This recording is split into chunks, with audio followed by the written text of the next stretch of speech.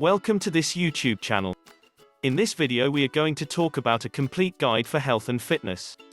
So before starting this video, like this video, and subscribe to our YouTube channel for future updates. Health is the level of functional or metabolic efficiency of a living organism. In humans, it is the ability of individuals or communities to adapt and self-manage when facing physical, mental, or social challenges. The most widely accepted definition of good health is that of the World Health Organization Constitution. It states, health is a state of complete physical, mental and social well-being, and is not merely the absence of disease or infirmity. World Health Organization, 1946. In more recent years, this statement has been amplified to include the ability to lead a socially and economically productive life. The WHO definition is not without criticism, mainly that it is much too broad. The most solid aspects of wellness that fit firmly in the realm of medicine are environmental health, nutrition, disease prevention, and public health. These matters can be investigated at length and can assist in measuring well-being. Please see our medical disclaimer for cautions about Wikipedia's limitations. Health is a state of complete physical, mental and social well-being. This is a level of functional and/or metabolic efficiency of a person in mind, body, and spirit, being free from illness, injury or pain, as in good health or healthy. The World Health Organization, WHO, defined health in its broader sense in 1946 as a state of complete physical, mental, and social well-being, and not merely the absence of disease or infirmity. Death, cessation of life. Exercise any bodily activity that enhances or maintains physical fitness and overall health and wellness. It is performed for various reasons, including strengthening muscles and the cardiovascular system, honing athletic skills, weight loss or maintenance, and mental health, including the prevention of depression. Frequent and regular physical exercise boosts the immune system and helps prevent the diseases of affluence such as heart disease, cardiovascular disease, type 2 diabetes mellitus, and obesity. Nutrition provision to cells and organisms of the materials necessary, in the form of food, to support life. Life extension, the study of slowing down or reversing the processes of aging to extend both the maximum and average lifespan. Health sciences, applied sciences that address the use of science, technology, engineering, or mathematics in the delivery of healthcare to human beings. Medicine, science and art of healing. It encompasses a variety of healthcare practices evolved to maintain and restore health by the prevention and treatment of illness. Anesthesia, a way to control pain during a surgery or procedure by using a medicine called anesthetics. Cardiology, the branch of medicine dealing with disorders of the human heart. The field includes medical diagnosis and treatment of congenital heart defects, coronary artery disease, heart failure, valvular heart disease, and electrophysiology. Clinical research aspect of biomedical research that addresses the assessment of new pharmaceutical and biological drugs, medical devices, and vaccines in humans. Diabetes, a group of metabolic diseases in which the person has high blood glucose, blood sugar, above 200 mg per deciliter, either because insulin production is inadequate, or because the body's cells do not respond properly to insulin, or both. Dentistry, a branch of medicine that is involved in the study, diagnosis, prevention, and treatment of diseases, disorders, and conditions of the mouth, maxillofacial area, and the adjacent and associated structures, teeth, and their impact on the human body. Emergency medicine, medical specialty involving care for undifferentiated, unscheduled patients with acute illnesses or injuries that require immediate medical attention. Emergency physicians undertake acute investigations and interventions to resuscitate and stabilize patients. Obstetrics, medical specialty dealing with the care of all women's reproductive tracts and their children during pregnancy, prenatal period, childbirth, and the postnatal period. Trauma and orthopedics, medical specialty dealing with bones, joints, and operative management of trauma. Psychiatry, medical specialty devoted to the study and treatment of mental disorders. These mental disorders include various affective, behavioral, cognitive, and perceptual abnormalities. Autism, a mental condition, present from early childhood, characterized by great difficulty in communicating and forming relationships with other people and in using language and abstract concepts. Bipolar disorder, a mental disorder that causes periods of depression and periods of abnormally elevated mood. Psychiatric survivors movement is a diverse association of individuals who either currently access mental health services known as consumers or service users, or who are survivors of interventions by psychiatry, or who are ex-patients of mental health. Physical fitness is a state of health and well-being and, more specifically, the ability to perform aspects of sports, occupations and daily activities.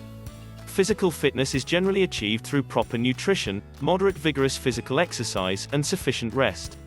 Before the Industrial Revolution, fitness was defined as the capacity to carry out the day's activities without undue fatigue. However, with automation and changes in lifestyles, physical fitness is now considered a measure of the body's ability to function efficiently and effectively in work and leisure activities, to be healthy, to resist hypokinetic diseases, and to meet emergency situations. Fitness is defined as the quality or state of being fit and healthy. Around 1950, perhaps consistent with the Industrial Revolution and the treatise of World War II, the term fitness increased in Western vernacular by a factor of 10. The modern definition of fitness describes either a person or machine's ability to perform a specific function, or a holistic definition of human adaptability to cope with various situations. This has led to an interrelation of human fitness and attractiveness that has mobilized global fitness and fitness equipment industries. Regarding specific function, fitness is attributed to persons who possess significant aerobic or anaerobic ability, i.e. endurance or strength. A well-rounded fitness program improves a person in all aspects of fitness compared to practicing only one, such as only cardio, respiratory endurance or only weight training. A comprehensive fitness program tailored to an individual typically focuses on one or more specific skills, and on age or health-related needs such as bone health. Many sources also cite mental, social and emotional health as an important part of overall fitness. This is often presented in textbooks as a triangle made up of 3 points, which represent physical, emotional, and mental fitness. Physical fitness can also prevent, or treat many chronic health conditions brought on by unhealthy lifestyle or aging. Working out can also help some people sleep better, and possibly alleviate some mood disorders in certain individuals. Developing research has demonstrated that many of the benefits of exercise are mediated through the role of skeletal muscle as an endocrine organ. That is, contracting muscles release multiple substances known as myokines, which promote the growth of new tissue, tissue repair, and various anti-inflammatory functions, which in turn reduce the risk of developing various inflammatory diseases. The 2018 Physical Activity Guidelines for Americans were released by the U.S. Department of Health and Human Services to provide science-based guidance for people ages 3 years and older to improve their health by participating in regular physical activity. These guidelines recommend that all adults should move more and sit less throughout the day to improve health-related quality of life, including mental, emotional, and physical health. For substantial health benefits, adults should perform at least 150 to 300 minutes of moderate intensity, or 75 to 150 minutes per week of vigorous intensity aerobic physical activity, or an equivalent combination of both spread throughout the week. The recommendation for physical activity to occur in bouts of at least 10 minutes has been eliminated, as new research suggests that bouts of any length contribute to the health benefits linked to the accumulated volume of physical activity. Guidelines in the United Kingdom released in July 2011 include the following points. The intensity at which a person exercises is key, and light activity such as strolling and housework is unlikely to have much positive impact on the health of most people. For aerobic exercise to be beneficial, it must raise the heart rate and cause perspiration. A person should do a minimum of 150 minutes a week of moderate intensity aerobic exercise. There are more health benefits gained if a person exercises beyond 150 minutes. Sedentary time, time spent not standing, such as when on the toilet or in bed, is bad for a person's health, and no amount of exercise can negate the effects of sitting for too long. These guidelines are now much more in line with those used in the US, which also includes recommendations for muscle building and bone strengthening activities such as lifting weights and yoga. The US guidelines continue. Additional health benefits may be achieved by engaging in more than 300 minutes, 5 hours, of moderate intensity physical activity per week. Adults should also do muscle strengthening activities that are of moderate or greater intensity, and involve all major muscle groups on 2 or more days a week, as these activities provide additional health benefits. Exercise aerobic exercise cardiorespiratory fitness can be measured using VO2 max, a measure of the amount of oxygen the body can uptake and utilize. Aerobic exercise, which improves cardiorespiratory fitness, involves movement that increases the heart rate to improve the body's oxygen consumption.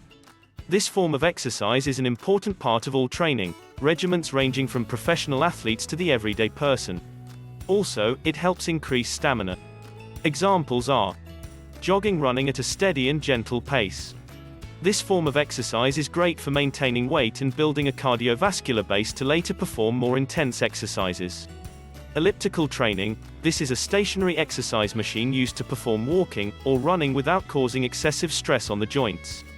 This form of exercise is perfect for people with achy hips, knees, and ankles. Walking, moving at a fairly regular pace for a short, medium, or long distance. Treadmill training. Many treadmills have programs set up that offer numerous different workout plans. One effective cardiovascular activity would be to switch between running and walking. Typically warm up first by walking, and then switch off between walking for 3 minutes and running for 3 minutes. Swimming, using the arms and legs to keep oneself afloat and moving either forwards or backward.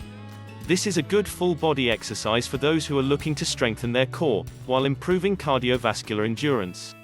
Cycling. Riding a bicycle typically involves longer distances than walking or jogging. This is another low-impact exercise on the joints and is great for improving leg strength.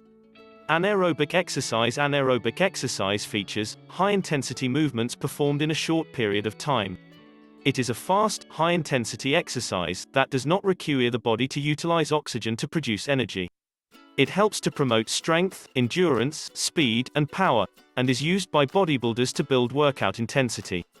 Thought to increase the metabolic rate, which allows you to burn additional calories as the body recovers from exercise due to an increase in body temperature and excess post-exercise oxygen consumption (EPOC) after the exercise ended. Examples are weight training, a common type of strength training for developing the strength and size of skeletal muscles. Isometric exercise helps to maintain strength. A muscle action in which no visible movement occurs and the resistance matches the muscular tension. Sprinting, running short distances as fast as possible. Interval training, alternating short bursts, lasting around 30 seconds, of intense activity with longer intervals 3 to 4 minutes, of less intense activity. Training. Specific or task-oriented fitness is a person's ability to perform in a specific activity with a reasonable efficiency, for example, sports or military service. Specific training prepares athletes to perform well in their sport. Examples are 100 meters sprint. In a sprint, the athlete must be trained to work anaerobically throughout the race. An example of how to do this would be interval training. Century ride. Cyclists must be prepared aerobically for a bike ride of 100 miles or more. Middle distance running. Athletes require both speed and endurance to gain benefit out of this training. The hard-working muscles are at their peak for a longer period of time, as they are being used at that level for the longer period of time marathon. In this case, the athlete must be trained to work aerobically, and their endurance must be built up to a maximum.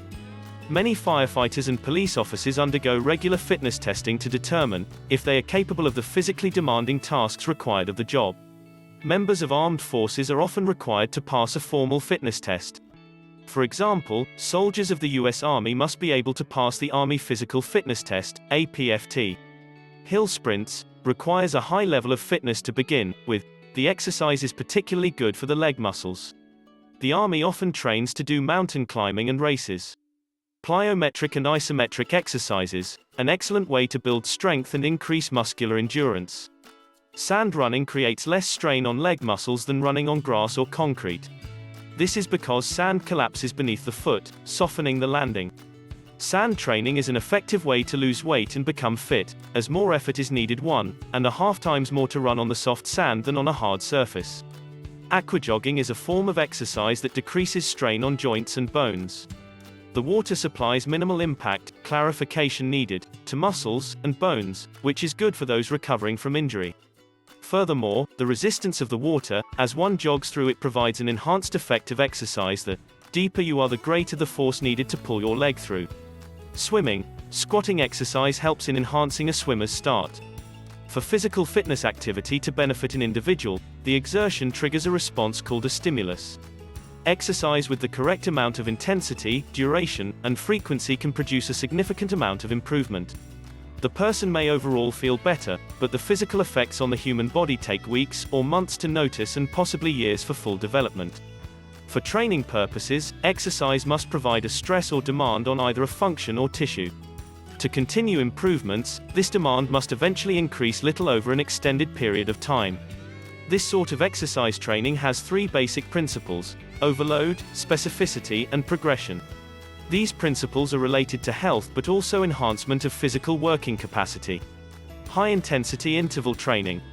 High-intensity interval training, HIIT, consists of repeated, short bursts of exercise, completed at a high level of intensity. These sets of intense activity are followed by a predetermined time of rest or low-intensity activity. Studies have shown that exercising at a higher intensity has increased cardiac benefits for humans, compared to when exercising at a low or moderate level. When your workout consists of a HIIT session, your body has to work harder to replace the oxygen it lost. Research into the benefits of HIIT have revealed that it can be very successful for reducing fat, especially around the abdominal region. Furthermore, when compared to continuous moderate exercise, HIIT proves to burn more calories and increase the amount of fat burned post-HIIT session. Lack of time is one of the main reasons stated for not exercising. HIIT is a great alternative for those people, because the duration of a HIIT session can be as short as 10 minutes, making it much quicker than conventional workouts. Effects controlling blood pressure. Physical fitness has proven to support the body's blood pressure. Staying active and exercising regularly builds a stronger heart. The heart is the main organ in charge of systolic blood pressure and diastolic blood pressure. Engaging in a physical activity raises blood pressure. Once the subject stops the activity, the blood pressure returns to normal. The more physical activity, the easier this process becomes, resulting in a more fit individual. Through regular physical fitness, it becomes easier to create a rise in blood pressure. This lowers the force on the arteries and lowers the overall blood pressure. Cancer Prevention Centers for Disease Control and Prevention provide lifestyle guidelines for maintaining a balanced diet and engaging in physical activity to reduce the risk of disease. The WCRF, American Institute for Cancer Research, AICR, published a list of recommendations that reflect the evidence they have found through consistency in fitness and dietary factors that directly relate to cancer prevention. The WCRF, AICR recommendations include the following. Be as lean as possible without becoming underweight. Each week, adults should engage in at least 150 minutes of moderate intensity physical activity, or 75 minutes of vigorous intensity physical activity.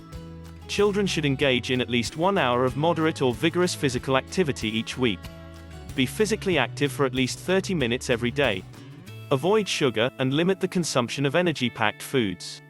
Balance one's diet with a variety of vegetables, grains, fruits, legumes, etc. Limit sodium intake, the consumption of red meats, and the consumption of processed meats. Limit alcoholic drinks to 2 for men and 1 for women a day. These recommendations are also widely supported by the American Cancer Society. The guidelines have been evaluated, and individuals that have higher guideline adherence scores substantially reduce cancer risk, as well as help control a multitude of chronic health problems.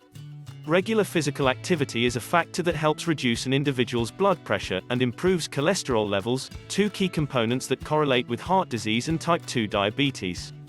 The American Cancer Society encourages the public to adopt a physically active lifestyle by meeting the criteria in a variety of physical activities such as hiking, swimming, circuit training, resistance training, lifting, etc. It is understood that cancer is not a disease that can be cured by physical fitness alone. However, because it is a multifactorial disease, physical fitness is a controllable prevention. The large associations tied with being physically fit and reduced cancer risk are enough to provide a strategy to reduce cancer risk. The American Cancer Society asserts different levels of activity ranging from moderate to vigorous to clarify the recommended time spent on a physical activity. These classifications of physical activity consider intentional exercise and basic activities performed on a daily basis and give the public a greater understanding of what fitness levels suffice as future disease prevention. Inflammation studies have shown an association between increased physical activity and reduced inflammation. It produces both a short-term inflammatory response and a long-term anti-inflammatory effect. Physical activity reduces inflammation in conjunction with or independent of changes in body weight. However, the mechanisms linking physical activity to inflammation are unknown. Immune system. Physical activity boosts the immune system. This is dependent on the concentration of endogenous factors, such as sex hormones, metabolic hormones, and growth hormones, body temperature, blood flow, hydration status and body position. Physical activity has shown to increase the levels of natural killer, NK, cells, NKT cells, macrophages, neutrophils and eosinophils, complements, cytokines, antibodies and T-cytotoxic cells. However, the mechanism linking physical activity to immune system is not fully understood. Weight control achieving resilience through physical fitness promotes a vast and complex range of health-related benefits. Individuals who keep up physical fitness levels generally regulate the distribution of body fat and prevent obesity. Abdominal fat, specifically visceral fat, is most directly affected by engaging in aerobic exercise. Strength training has been known to increase the amount of muscle in the body, however, it can also reduce body fat. Sex steroid hormones, insulin, and appropriate immune responses are factors that mediate metabolism in relation to abdominal fat. Therefore, physical fitness provides weight control through regulation of these bodily functions.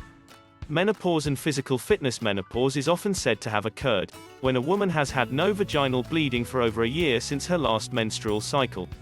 There are a number of symptoms connected to menopause, most of which can affect the quality of life of a woman involved in this stage of her life. One way to reduce the severity of the symptoms is to exercise and keep a healthy level of fitness. Prior to and during menopause, as the female body changes, there can be physical, physiological or internal changes to the body. These changes can be reduced or even prevented with regular exercise. These changes include preventing weight gain. Around menopause, women tend to experience a reduction in muscle mass and an increase in fat levels.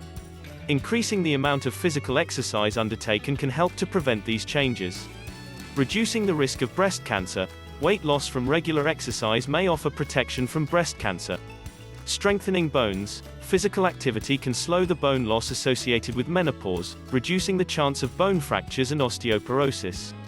Reducing the risk of disease. Excess weight can increase the risk of heart disease and type 2 diabetes, and regular physical activity can counter these effects.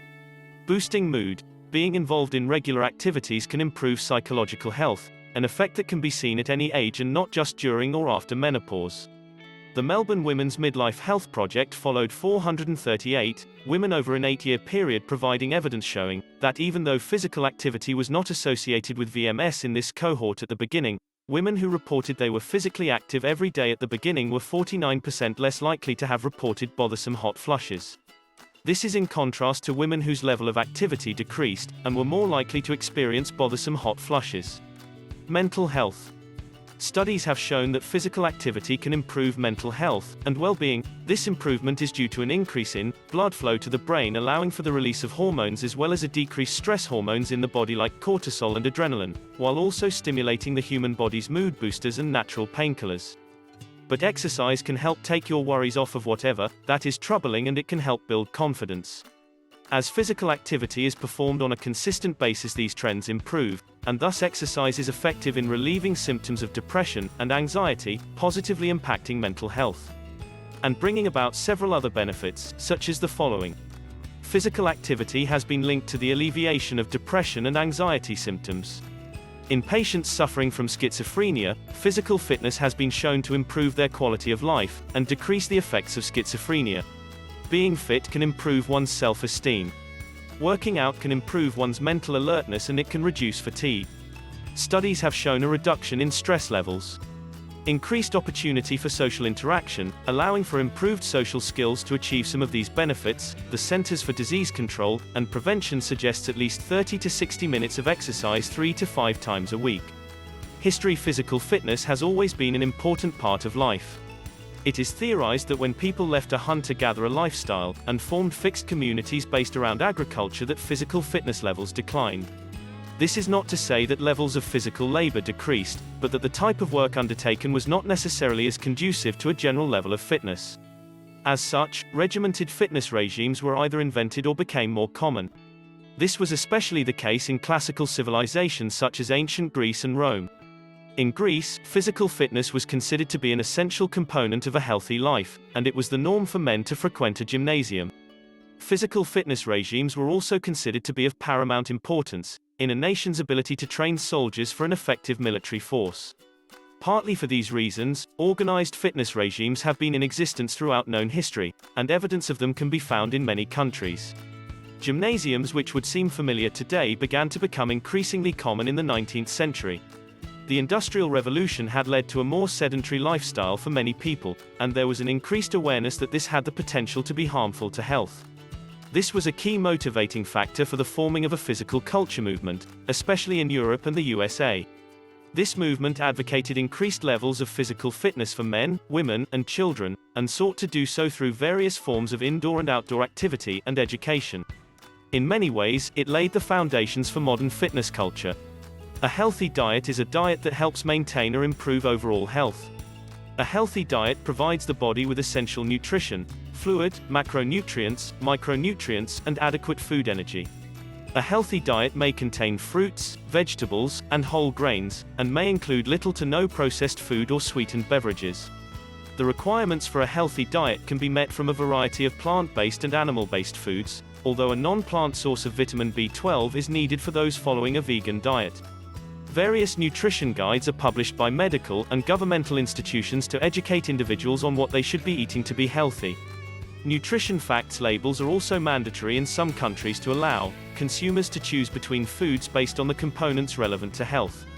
World Health Organization. The World Health Organization, WHO, makes the following 5 recommendations with respect to both populations and individuals. Maintain a healthy weight by eating roughly the same number of calories that your body is using. Limit intake of fats. Not more than 30% of the total calories should come from fats. Prefer unsaturated fats to saturated fats. Avoid trans fats. Eat at least 400 grams of fruits and vegetables per day. Potatoes, sweet potatoes, cassava and other starchy roots do not count. A healthy diet also contains legumes, e.g. lentils, beans, whole grains and nuts. Limit the intake of simple sugars to less than 10% of calorie, below 5% of calories or 25 grams may be even better.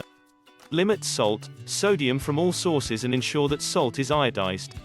Less than 5 grams of salt per day can reduce the risk of cardiovascular disease. The WHO has stated that insufficient vegetables and fruit is the cause of 2.8% of deaths worldwide.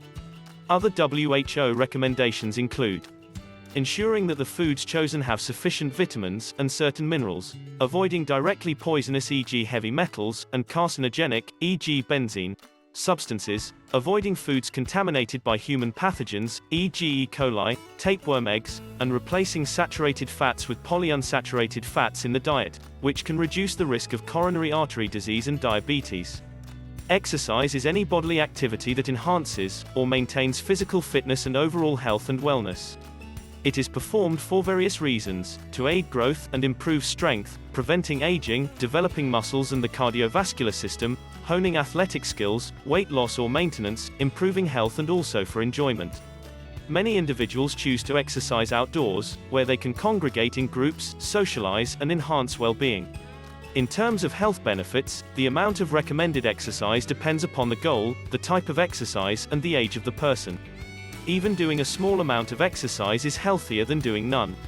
Classification. An aerobics exercise instructor motivates her class to keep up the pace in United States. Physical exercises are generally ground into 3 types, depending on the overall effect they have on the human body. Aerobic exercise is any physical activity that uses large muscle groups, and causes the body to use more oxygen than it would while resting. The goal of aerobic exercise is to increase cardiovascular endurance. Examples of aerobic exercise include running, cycling, swimming, brisk walking, skipping rope, rowing, hiking, dancing, playing tennis, continuous training, and long-distance running. Anaerobic exercise, which includes strength and resistance training, can firm, strengthen, and increase muscle mass, as well as improve bone density, balance, and coordination. Examples of strength exercises are push-ups, pull-ups, lunges, squats, bench press. Anaerobic exercise also includes weight training, functional training, eccentric training, interval training, sprinting, and high-intensity interval training, which increase short-term muscle strength. Flexibility exercises stretch and lengthen muscles. Activities such as stretching help to improve joint flexibility and keep muscles limber. The goal is to improve the range of motion, which can reduce the chance of injury. Physical exercise can also include training that focuses on accuracy, agility, power, and speed. Types of exercise can also be classified as dynamic or static. Dynamic exercises such as steady running tend to produce a lowering of the diastolic blood pressure during exercise, due to the improved blood flow. Conversely, static exercise, such as weightlifting, can cause the systolic pressure to rise significantly, albeit transiently, during the performance of the exercise. Health effects. Physical exercise is important for maintaining physical fitness, and can contribute to maintaining a healthy weight, regulating the digestive system, building and maintaining healthy bone density, muscle strength, and joint mobility, promoting physiological well-being, reducing surgical risks, and strengthening the immune system. Some studies indicate that exercise may increase life expectancy and the overall quality of life. People who participate in moderate to high levels of physical exercise have a lower mortality rate compared to individuals who by comparison are not physically active. Moderate levels of exercise have been correlated with preventing aging by reducing inflammatory potential. The majority of the benefits from exercise are achieved with around 3,500 metabolic equivalent (MET) minutes per week, with diminishing returns at higher levels of activity. For example, climbing stairs 10 minutes, vacuuming 15 minutes, gardening 20 minutes, running 20 minutes, and walking, or bicycling for transportation 25 minutes on a daily basis would together achieve about 3,000 MET minutes a week. A lack of physical activity causes approximately 6% of the burden of disease from coronary heart disease, 7% of type 2 diabetes, 10% of breast cancer and 10% of colon cancer worldwide. Overall, physical inactivity causes 9% of premature mortality worldwide. Fitness individuals can increase fitness by increasing physical activity levels. Increases in muscle size from resistance training are primarily determined by diet and testosterone. This genetic variation in improvement from training is one of the key physiological differences between elite athletes, and the larger population studies have shown that exercising in middle age leads to better physical ability later in life. Early motor skills and development is also related to physical activity and performance later in life. Children who are more proficient with motor skills early on are more inclined to be physically active, and thus tend to perform well in sports and have better fitness levels. Early motor proficiency has a positive correlation to childhood physical activity and fitness levels, while less proficiency in motor skills results in a more sedentary lifestyle. A 2015 meta-analysis demonstrated that high-intensity interval training improved one's VO2 max more than lower-intensity endurance training. Cardiovascular system. The beneficial effect of exercise on the cardiovascular system is well documented.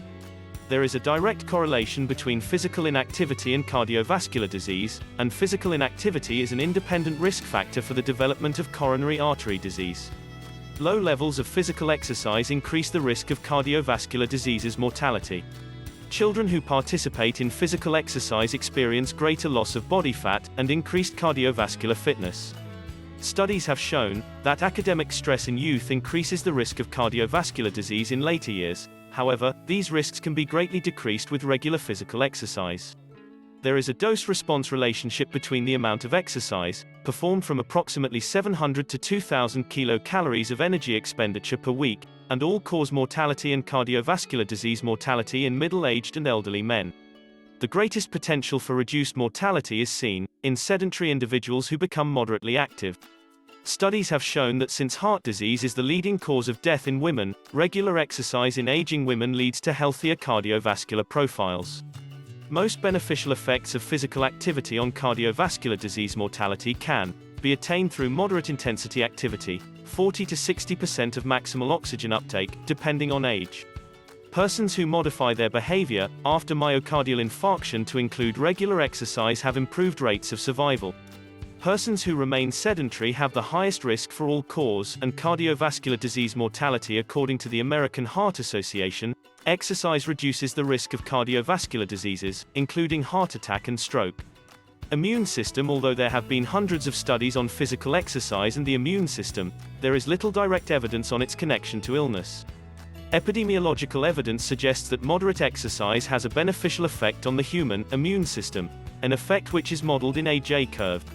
Moderate exercise has been associated with a 29% decreased incidence of upper respiratory tract infections, URTI, but studies of marathon runners found that the prolonged high-intensity exercise was associated with an increased risk of infection occurrence.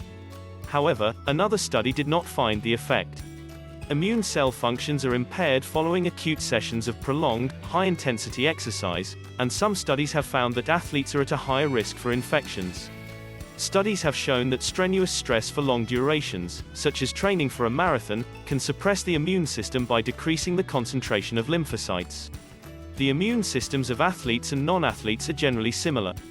Athletes may have a slightly elevated natural killer cell count and cytolytic action, but these are unlikely to be clinically significant. Vitamin C supplementation has been associated with a lower incidence of upper respiratory tract infections in marathon runners. Biomarkers of inflammation such as C-reactive protein, which are associated with chronic diseases, are reduced in active individuals relative to sedentary individuals, and the positive effects of exercise may be due to its anti-inflammatory effects.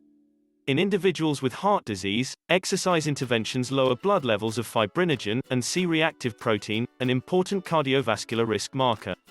The depression in the immune system following acute bouts of exercise may be one of the mechanisms for this anti-inflammatory effect. Cancer: a systematic review evaluated 45 studies that examined the relationship between physical activity and cancer survival rates. According to the review, there was consistent evidence from 27 observational studies that physical activity is associated with reduced all-cause, breast cancer-specific, and colon cancer-specific mortality. There is currently insufficient evidence regarding the association between physical activity and mortality for survivors of other cancers. Evidence suggests that exercise may positively affect cancer survivors' health-related quality of life, including factors such as anxiety, self-esteem, and emotional well-being. For people with cancer undergoing active treatment, exercise may also have positive effects on health-related quality of life, such as fatigue and physical functioning. This is likely to be more pronounced with higher intensity exercise. Although there is only limited scientific evidence on the subject, people with cancer cachexia are encouraged to engage in physical exercise. Due to various factors, some individuals with cancer cachexia have a limited capacity for physical exercise. Compliance with prescribed exercise is low in individuals with cachexia, and clinical trials of exercise in this population often suffer from high dropout rates. The evidence is very uncertain about the effect of aerobic physical exercises on anxiety and serious adverse events for adults with hematological malignancies. Aerobic physical exercises may result in little to no difference in the mortality, in the quality of life, and in the physical functioning. These exercises may result in a slight reduction in depression. Furthermore, aerobic physical exercises probably reduce fatigue. Neurobiological: this section is an excerpt from Neurobiological Effects of Physical Exercise. The neurobiological effects of physical exercise are numerous, and involve a wide range of interrelated effects on brain structure, brain function, and cognition. A large body of research in humans has demonstrated that consistent aerobic exercise, e.g., 30 minutes every day, induces persistent improvements in certain cognitive functions, healthy alterations in gene expression in the brain, and beneficial forms of neuroplasticity and behavioral plasticity. Some of these long-term effects include increased neuron growth, increased neurological activity, e.g., CFOS and BDNF signaling, improved stress coping, enhanced cognitive control of behavior, improved declarative, spatial, and working memory, and structural and functional improvements in brain structures and pathways associated with cognitive control and memory. The effects of exercise on cognition have important implications for improving academic performance in children and college students, improving adult productivity, preserving cognitive function in old age, preventing or treating certain neurological disorders, and improving overall quality of life. In healthy adults, aerobic exercise has been shown to induce transient effects on cognition after a single exercise session and persistent effects on cognition following regular exercise over the course of several months. People who regularly perform aerobic exercise, e.g., running, jogging, brisk walking, swimming, and cycling, have greater scores on neuropsychological function and performance tests that measure certain cognitive functions, such as attentional control, inhibitory control, cognitive flexibility, working memory updating and capacity, declarative memory, spatial memory, and information processing speed. The transient effects of exercise on cognition include improvements in most executive functions, e.g., attention, working memory, cognitive flexibility, inhibitory control, problem solving, and decision making, and information processing speed for a period of up to 2 hours after exercising. Aerobic exercise induces short and long-term effects on mood and emotional states by promoting positive effect, inhibiting negative effect, and decreasing the biological response to acute psychological stress.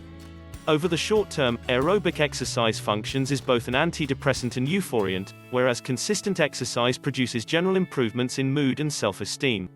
Regular aerobic exercise improves symptoms associated with a variety of central nervous system disorders, and may be used as an adjunct therapy for these disorders.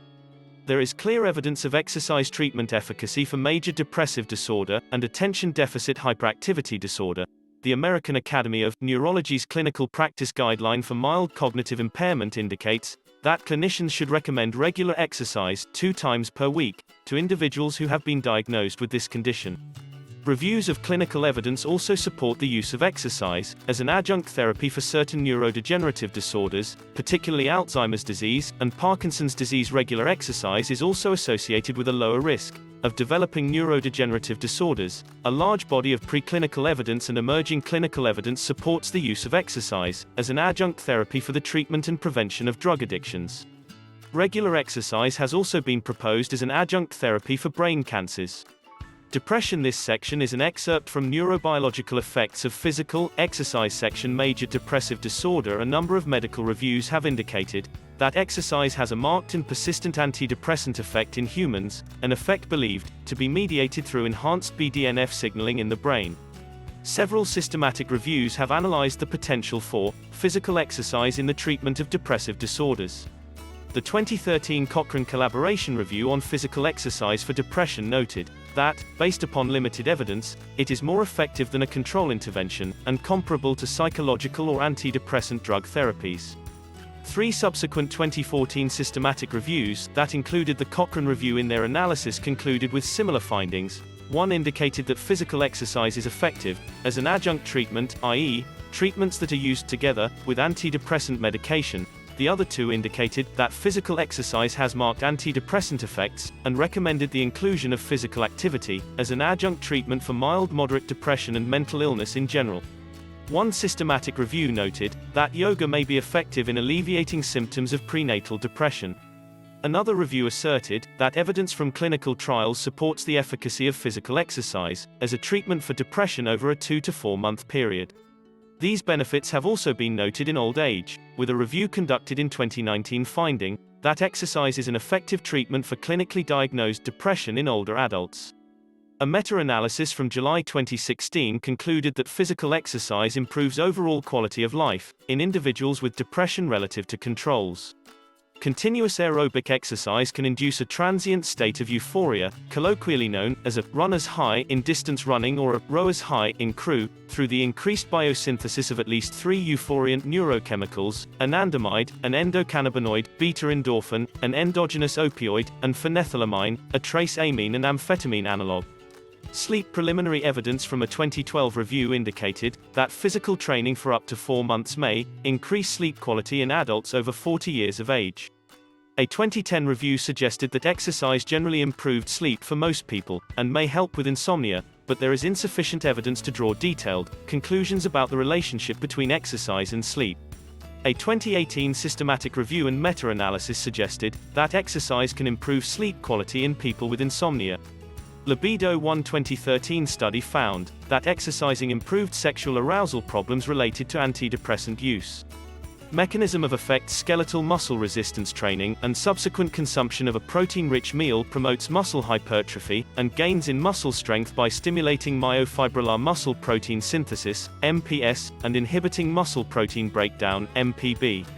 The stimulation of muscle protein synthesis by resistance training occurs via phosphorylation of the mechanistic target of rapamycin, mTOR, and subsequent activation of mTORC1, which leads to protein biosynthesis in cellular ribosomes via phosphorylation of mTORC1's immediate targets, the P70S6 kinase, and the translation repressor protein 4-EBP1. The suppression of muscle protein breakdown following food consumption occurs primarily via increases in plasma insulin.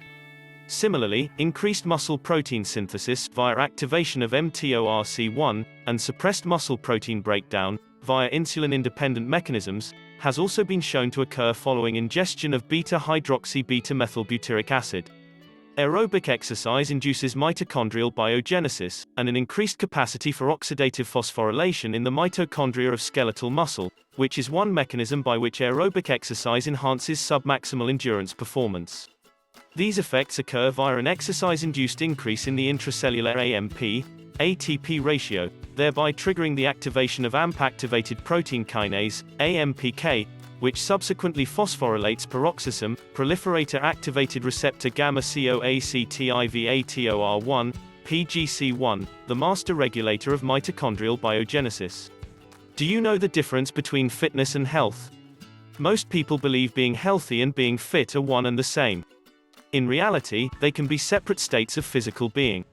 You can be really fit, and not very healthy, and you can be very healthy and not very fit.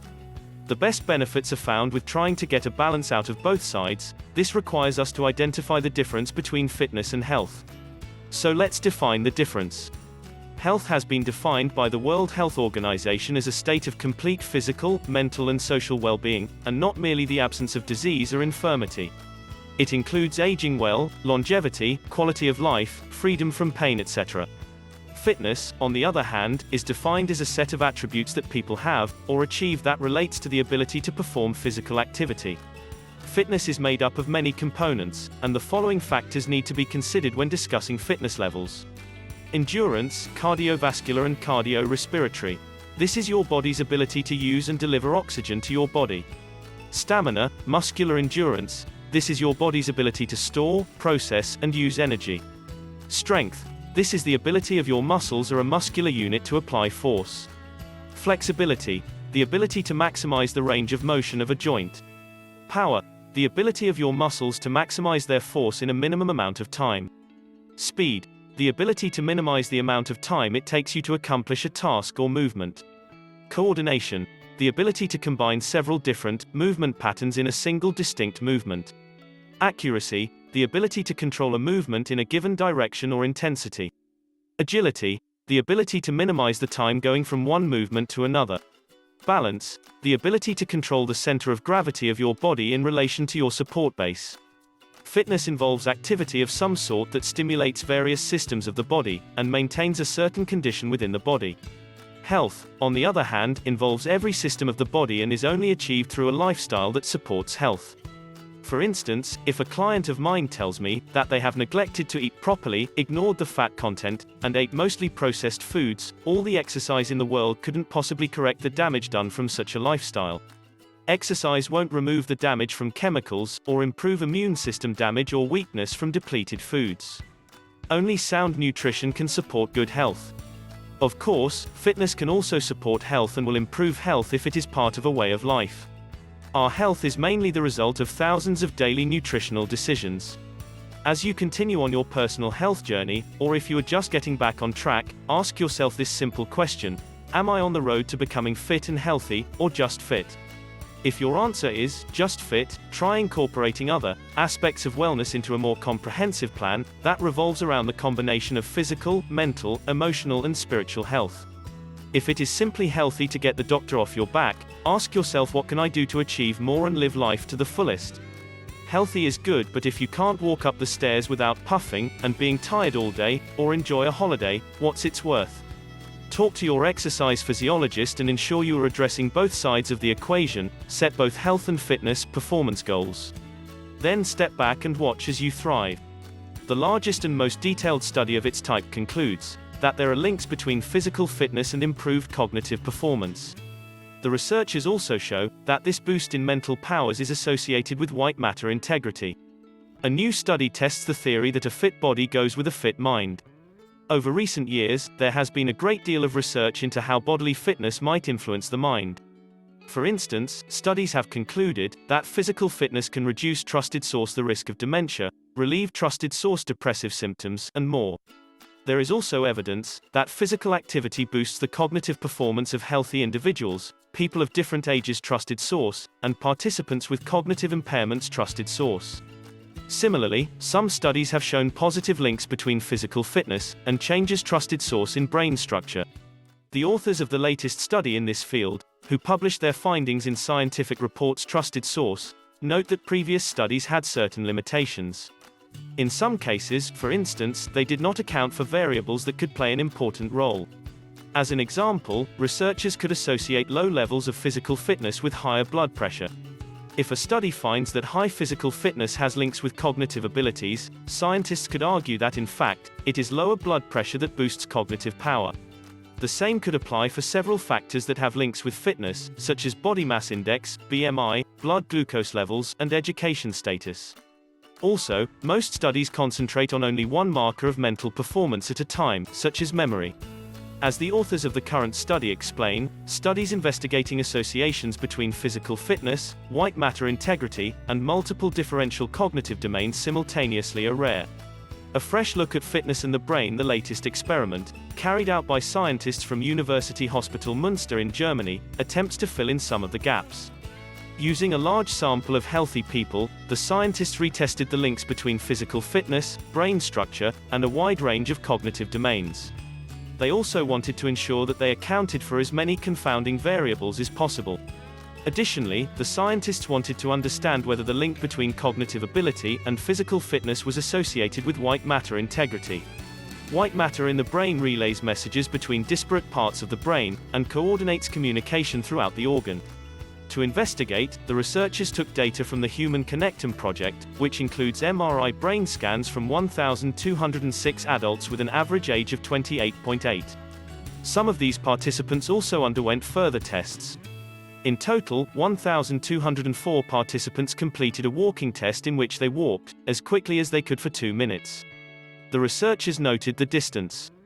A total of 1,187 participants also completed cognitive tests. In these, the scientists assessed the volunteers' memory, reasoning, sharpness, and judgment, among other parameters. Surprising results overall, the researchers showed that individuals who performed better in the 2-minute walking test also performed significantly better in all but one of the cognitive tasks. Importantly, this relationship was significant even after controlling for a range of factors, including BMI, blood pressure, age, education level, and sex.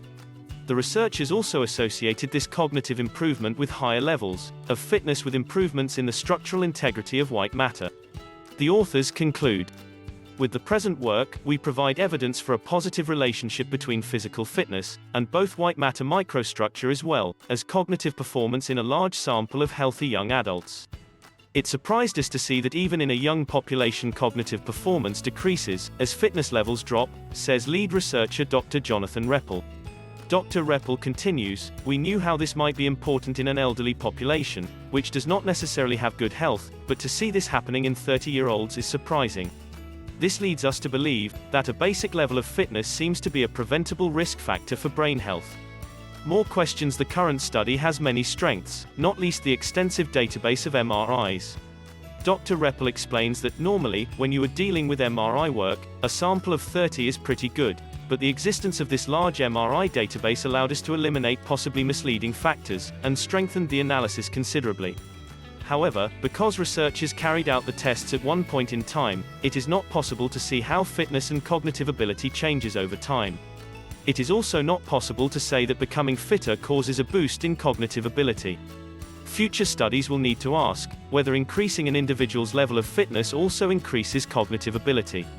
Also, by design, the current study only investigated healthy young people. How this interaction might be different in older populations, or people with mental health conditions, will require further work. Taking previous studies into account, it is becoming increasingly clear that there are strong links between physical fitness and mental agility. What is good health? The word health refers to a state of complete emotional and physical well-being. Healthcare exists to help people maintain this optimal state of health. According to the Centers for Disease Control and Prevention, CDC, healthcare costs in the United States were $3.50 trillion trusted source in 2017. However, despite this expenditure, people in the US have a lower life expectancy than people in other developed countries. This is due to a variety of factors, including access to healthcare and lifestyle choices.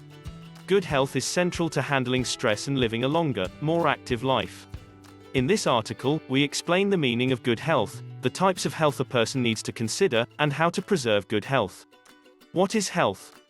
Regular exercise contributes to good health. In 1948, the World Health Organization, WHO, trusted source defined health with a phrase that modern authorities still apply. Health is a state of complete physical, mental, and social well-being, and not merely the absence of disease or infirmity. In 1986, the WHO trusted source made further clarifications. A resource for everyday life, not the objective of living. Health is a positive concept emphasizing social and personal resources, as well as physical capacities. This means that health is a resource to support an individual's function in wider society, rather than an end in itself. A healthful lifestyle provides the means to lead a full life with meaning and purpose. In 2009, researchers publishing in The Lancet trusted source defined health as the ability of a body to adapt to new threats and infirmities. They base this definition on the idea that the past few decades have seen modern science take significant strides in the awareness of diseases by understanding how they work, discovering new ways to slow or stop them, and acknowledging that an absence of pathology may not be possible. Types: mental and physical health are probably the two most frequently discussed types of health. Spiritual, emotional, and financial health also contribute to overall health. Medical experts have linked these to lower stress levels and improved mental and physical well-being. People with better financial health, for example, may worry less about finances and have the means to buy fresh food more regularly. Those with good spiritual health may feel a sense of calm and purpose that fuels good mental health. Health inequities affect all of us differently. Visit our dedicated hub for an in-depth look at social disparities in health and what we can do to correct them. Physical health: a person who has good physical health is likely to have bodily functions and processes working at their peak. This is not only due to an absence of disease. Regular exercise, balanced nutrition, and adequate rest all contribute to good health. People receive medical treatment to maintain the balance, when necessary. Physical well-being involves pursuing a healthful lifestyle to decrease the risk of disease. Maintaining physical fitness, for example, can protect and develop the endurance of a person's breathing and heart function, muscular strength, flexibility, and body composition. Looking after physical health and well-being also involves reducing the risk of an injury or health issue, such as minimizing hazards in the workplace using contraception, when having sex, practicing effective hygiene, avoiding the use of tobacco, alcohol, or illegal drugs, taking the recommended vaccines for a specific condition or country. When traveling, good physical health can work in tandem with mental health to improve a person's overall quality of life. For example, mental illness, such as depression, may increase the risk of drug use disorders, according to a 2008 study trusted source. This can go on to adversely affect physical health. Mental health: according to the U.S. Department of Health and Human Services, mental health refers to a person's emotional, social, and psychological well-being. Mental health is as important as physical health as part of a full, active lifestyle. It is harder to define mental health than physical health, because many psychological diagnoses depend on an individual's perception of their experience. With improvements in testing, however, doctors are now able to identify some physical signs of some types of mental illness in CT scans and genetic tests. Good mental health is not only categorized by the absence of depression, anxiety, or another disorder. It also depends on a person's ability to enjoy life, bounce back after difficult experiences, and adapt to adversity, balance different elements of life, such as family and finances, feel safe and secure, achieve their full potential. Physical and mental health have strong connections. For example, if a chronic illness affects a person's ability to complete their regular tasks, it may lead to depression and stress. These feelings could be due to financial problems or mobility issues. A mental illness, such as depression or anorexia, can affect body weight and overall function. It is important to approach health as a whole, rather than as a series of separate factors. All types of health are linked, and people should aim for overall well-being, and balance is the keys to good health. Find out how mental health can affect physical health here. Factors for good health. Good health depends on a wide range of factors. Genetic factors: a person is born with a variety of genes. In some people, an unusual genetic pattern or change can lead to a less than optimum level of health. People may inherit genes from their parents that increase their risk for certain health conditions. Environmental factors: environmental factors play a role in health. Sometimes, the environment alone is enough to impact health. Other times, an environmental trigger can cause illness in a person who has an increased genetic risk of a particular disease. Access to healthcare plays a role, but the WHO suggests that the following factors may have a more significant impact on health than this. It is possible to categorize these as follows. The social and economic environment. This may include the financial status of a family or community, as well as the social culture and quality of relationships. The physical environment. This includes which germs exist in an area, as well as pollution levels. A person's characteristics and behaviors, a person's genetic makeup and lifestyle choices can affect their overall health. According to some studies, the higher a person's socioeconomic status, SES, the more likely trusted source they are to enjoy good health, have a good education, get a well-paid job, and afford good healthcare in times of illness or injury. They also maintain that people with low socioeconomic status are more likely to experience stress due to daily living, such as financial difficulties, marital disruption, and unemployment. Social factors may also impact on the risk of poor health for people with lower SES, such as marginalization and discrimination. A low SES often means reduced access to healthcare. A 2018 study in Frontiers in Pharmacology trusted source indicated that people in developed countries with universal healthcare services have longer life expectancies than those in developed countries without universal healthcare. Cultural issues can affect health. The traditions and customs of a society and a family's response to them can have a good or bad impact on health. According to the 7 countries study, researchers studied people in select European countries, and found that those who ate a healthful diet had a lower 20-year death rate. The study indicated that people who ate a healthful diet are more likely to consume high levels of fruits, vegetables, and olives than people who regularly consume fast food. The study also found that people who followed the Mediterranean diet had a lower 10-year all-cause mortality rate. According to the International Journal of Environmental Research and Public Health trusted source, this diet can help protect a person's heart and reduce the risk of several diseases, including type 2 diabetes, cancer, and diseases that cause the brain and nerves to break down.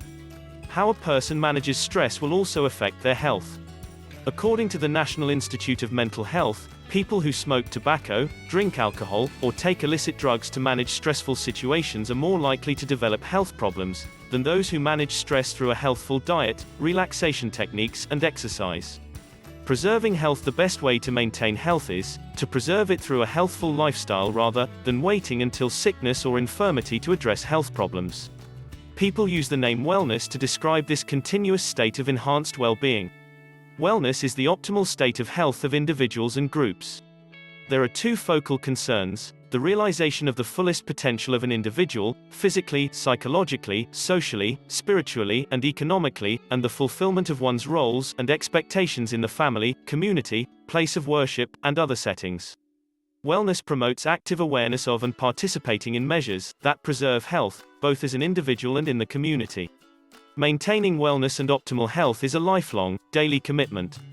Steps that can help people attain wellness include eating a balanced, nutritious diet from as many natural sources as possible, engaging in at least 150 minutes of moderate to high-intensity exercise every week, according to the American Heart Association screening for diseases that may present a risk, learning to manage stress effectively, engaging in activities that provide purpose, connecting with and caring for other people, maintaining a positive outlook on life, defining a value system, and putting it into action. The definition of peak health is highly individual, as are the steps a person may take to get there. Every person has different health goals and a variety of ways to achieve them. It may not be possible to avoid disease altogether. However, a person should do as much as they can to develop resilience and prepare the body and mind to deal with illnesses as they arise. What do you think about this video? Do let us know down in the comment section below. If you enjoyed this video and want to hear from us again, be sure to hit that subscribe button before you go.